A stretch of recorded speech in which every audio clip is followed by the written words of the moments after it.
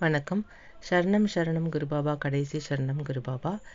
அரசமர பிரதர்ஷனம் எப்படி செய்யணும், மூல மந்திரம் எல்லாத்தையும் நான் லாஸ்ட் வீடியோக்குள்ள எல்லாம் நான் போட்டிருக்கேன். இனி ஒவ்வொரு தோஷங்களுக்கு எந்தெந்த நாட்களில் செய்யணும் அப்படிங்கிறத சொல்கிறேன். உங்கள் ஜென்ம தோஷ நிவாரணத்துக்கு உங்கள் ஜென்ம நட்சத்திரத்தில் அரசமர பிரதர்ஷனம் செய்யணும். இது எப்போவுமே காலையில் 6 மணிலேருந்து 7 மணிக்குள்ளே தான் செய்யணும். அதுவும் 24 பிரதட்சணம் என்று நான் ஆல்ரெடி சொல்லியிருந்தேன். இனிமேல் ஒவ்வொன்றும் பார்க்கலாம். திருமணம் நடைபெறும் வரை அல்லது தாம்பத்திய பிரச்சனை தீரும் வரை திங்கக்கிழமை செய்யணும். சத்ரு தோஷம் அபிஜார தோஷம் நீங்கிற வரைக்கும் ஒவ்வொரு வியாழக்கிழமையும் 24 முறை அரசமர பிரதர்ஷனம் செய்யணும். அனைத்து வெள்ளிக்கிழமைகளிலும் தொடர்ந்து 28 மாதங்கள் காலை 8 மணி முதல் 9 மணி வரை 24 முறை அரசமர பிரதர்ஷனம் செய்யணும். வெள்ளிக்கிழமையில மட்டும் இந்த 8லிருந்து 9 மணிக்குள்ளே செய்ய சொல்கிறாங்க.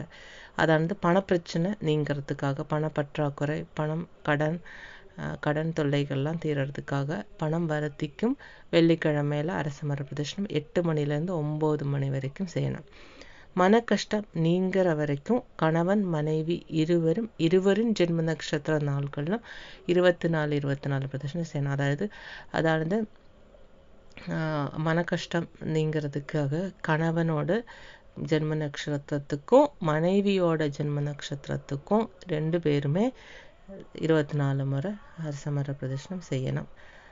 பிள்ளைகள் எதிர்பார்த்தபடி முன்னேற்றம் வர கணவன் மனைவி இருவரும் பிள்ளைகளின் ஜென்ம நட்சத்திரத்தில் அரசமர பிரதர்ஷனம் செய்யணும். குடும்ப சாபம் நீங்கிறதுக்கு பெற்றோரின் ஜென்ம நட்சத்திரத்தில் செய்யணும். அது நம்ம பெற்றோர்களோட ஜென்ம நட்சத்திரத்தில் அரசமர பிரதர்ஷனம் செய்யும்போது குடும்ப சாபம் நீங்கும். காரணமற்ற பயம் அமைதியின்மை நீங்கும் வரை தினமும் காலையில் 24 முறை அரசமர பிரதர்ஷனம் செய்யலாம்.